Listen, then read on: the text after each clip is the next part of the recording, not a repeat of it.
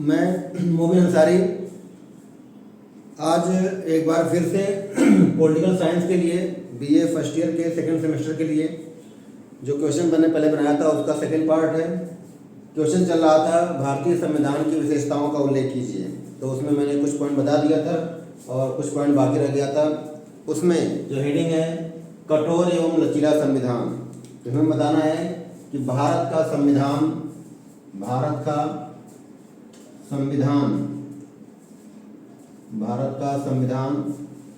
न तो पूरी तरह से कठोर है और न ही पूरी तरह से लचीला है, बल्कि कठोर और लचीला दोनों का मिश्रण है। तो जानना है कि कुछ देशों का संविधान बहुत ही कठोर है और कुछ देशों का संविधान बहुत ही लचीला है, लेकिन हमारे देश का संविधान न तो पूरी तरह से कठोर और न तो पूरी तरह से लचीला, बल्कि कठोर और लचीला दोनों का मिश्रण है। अब कठोर और लचीले का मतलब क्या होता है? कठोर संविधान ऐसा संविधान है जिसमें परिवर्तन करना बहुत ही कठिन है, और लचीला संविधान वह संविधान है जिसमें बहुत आसानी से परिवर्तन हो जाए। अब इसको और अगर और अच्छे से जानना है तो जब संविधान में परिवर्तन करने के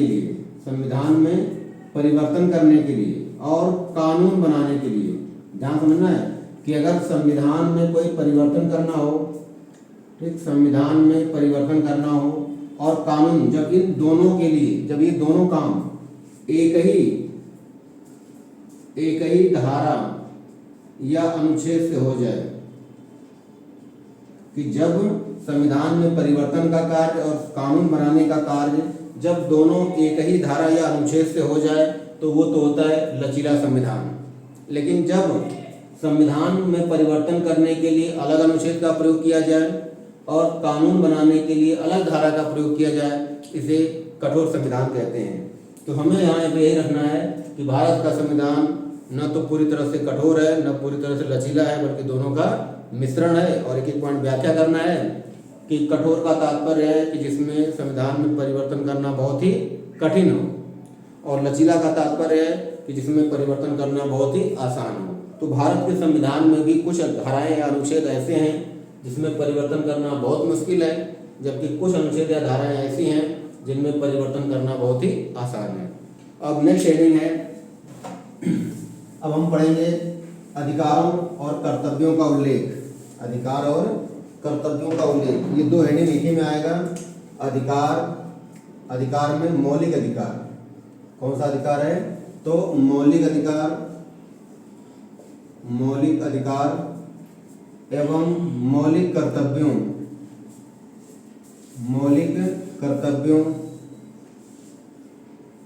का वर्णन। हेडिंग है मौलिक अधिकार और मौलिक कर्तव्यों का वर्णन। भारत का संविधान विश्व का अनोखा संविधान है, यह असाधारण या अद्वितीय संविधान है। क्यों?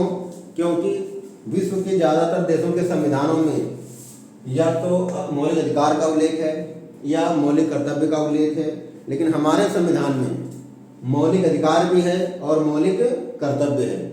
इसलिए कभी क्वेश्चन आ जाए कि भारत का संविधान विश्व का असाधारण संविधान है या भारत का संविधान एक अनोखा संविधान है, तब भी यही सारी विशेषताएं लिखनी है।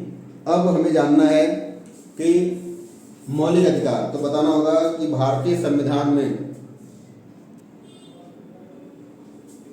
तो अब हमें जानना है कि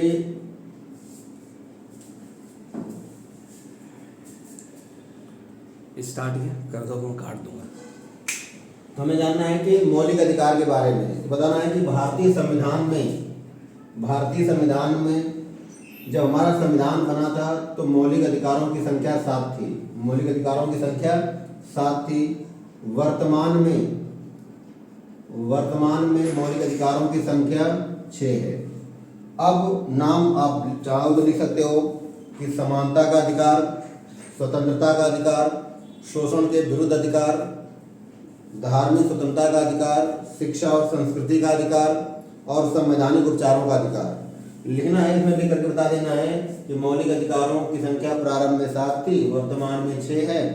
मौलिक अधिकारों का उद्देश्य व्यक्ति का विकास करना है या मौलिक अधिकारों का संबंध व्यक्ति के विकास से है।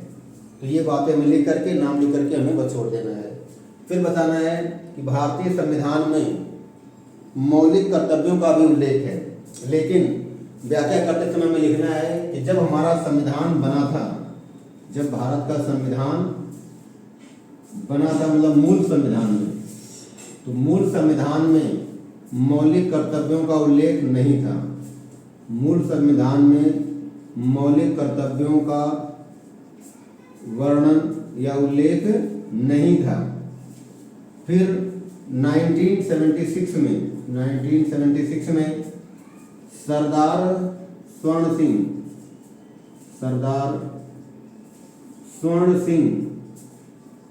इन्हीं की सिफारिश पर, सरदार स्वर्ण सिंह की सिफारिश पर 10 मौलिक कर्तव्य जोड़े गए, फंडामेंटल ड्यूटीज। तो याद रखना है कि मूल संविधान में मौलिक कर्तव्य नहीं थे।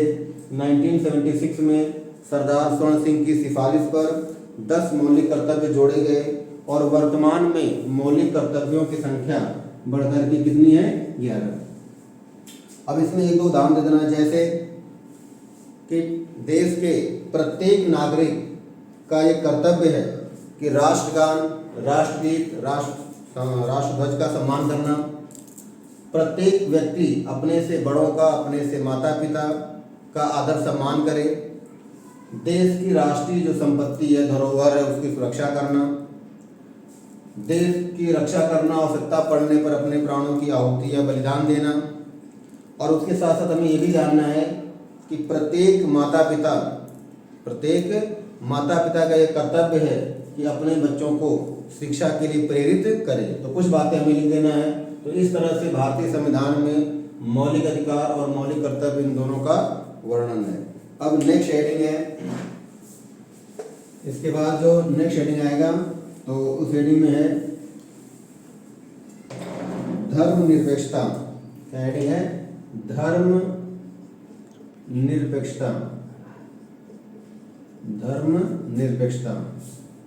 भारतीय संविधान में धर्मनिरपेक्षता का उल्लेख किया गया है और धर्मनिरपेक्षता में कहा गया है कि भारत एक धर्मनिरपेक्ष राष्ट्र होगा। भारत एक धर्मनिरपेक्ष राष्ट्र होगा और धर्मनिरपेक्ष राष्ट्र का अर्थ है कि भारत का अपना कोई धर्म नहीं होगा और भारत में जो भी धर्म है उन सभी धर्मों को समान महत्व दिया जाएगा। किसी भी धर्म को कम या ज़्यादा महत्व नहीं दिया जाएगा। तो हमें यही बताना है कि भारतीय संविधान में धर्मनिरपेक्षता का उल्लेख है और धर्मनिरपेक्षता का क्या अर्थ है बता देना है कि सभी धर्मों को समान महत्व देना। यही कारण है कि भारत का अपना कोई धर्म नहीं है और उसके साथ साथ भारत में सभी धर्म के लोगों को पूर्ण आज़ादी और पूर्ण स्वतंत्रता प्राप्त है। तो इसकी हम व्याख्या कर देना, आपको अपने हिसाब से इसकी व्याख्या करना है। अब उसके साथ साथ नेक्स्ट हेडिंग है, तो नेक्स्ट हेडिंग है इकहरी नागरिकता। इकहरी नागरिकता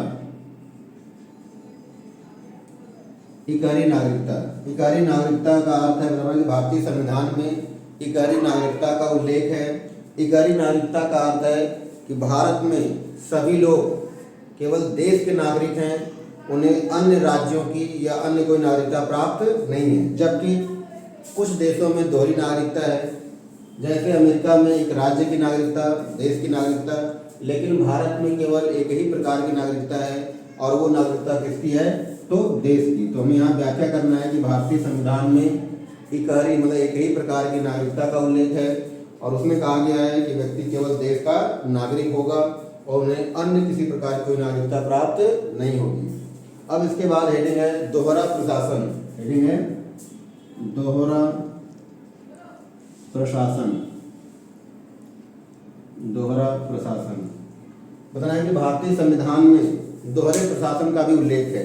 यहाँ दोहरे प्रशासन का तात्पर्य एक केंद्र प्रशासन और एक राज्य प्रशासन। बताना है कि भारतीय संविधान में दोहरे प्रशासन का वर्णन किया गया है। दोहरे प्रशासन का तात्पर्य केंद्र के प्रशासन से और राज्य के प्रशासन से है। यद्यपि दोनों स्वतंत्र होकर के अपनी अपनी शक्तियों का प्रयोग करेंगे। दोनों स्वतंत्र होकर के अपनी शक्तियों का प्रयोग करेंगे, शक्तियों का प्रयोग करेंगे, ठीक है। लेकिन केंद्र को अपेक्षाकृत अधिक शक्ति प्राप्त है। तो इस तरह से यह है भारतीय संविधान की विशेषताओं का। निष्कर्ष में लिख देना है कि उपरोक्त बिंदुओं के आधार पर, जैसे अगर हम निष्कर्ष की बात करें तो निष्कर्ष लिखना है कि उपरोक्त हमने जो कुछ लिखा तो उपरोक्त बिंदुओं के आधार पर हम ये कह सकते हैं कि भारत का संविधान दुनिया का सबसे अलग, सबसे अनोखा संविधान है। इनमें अनेक विशेषताएं हैं जो विश्व के अधिकांश देशों में नहीं प्राप्त होती है। जैसे कुछ देशों में संघात्मक व्यवस्था है तो कुछ देशों में एकात्मक व्यवस्था है। हमारे संविधान में संघात्मक और एकात्मक दोनों व्यवस्था है। और उसके साथ साथ कुछ देशों में केवल मौलिक अधिकार का उल्लेख है देश के संविधान में, कुछ देश के संविधान में केवल मौलिक कर्तव्य है। हमारे देश में मौलिक कर्तव्य भी है, हमारे देश के संविधान में, और अधिकार भी है। उसके साथ साथ हमारे यहाँ नीति निर्देशक तत्व भी है और मौलिक अधिकार भी है। तो इस तरह से हमारा संविधान दुनिया का सबसे अनोखा संविधान है। अगर ये वीडियो आपको अच्छी लगे तो लाइक करना, शेयर करना, सब्सक्राइब करना है, ताकि मैं बीए की और पॉलिटिकल साइंस के अन्य क्वेश्चनों को बना सकूं। Thank you.